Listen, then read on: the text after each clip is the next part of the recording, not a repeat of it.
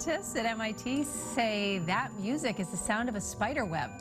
Researchers worked with an artist to get laser scans of a web, then used virtual reality to help create a harp-like instrument to translate the scans into music. MIT says this could help scientists better understand how spiders communicate. Researchers also think it could lead to a new advanced 3D printing techniques.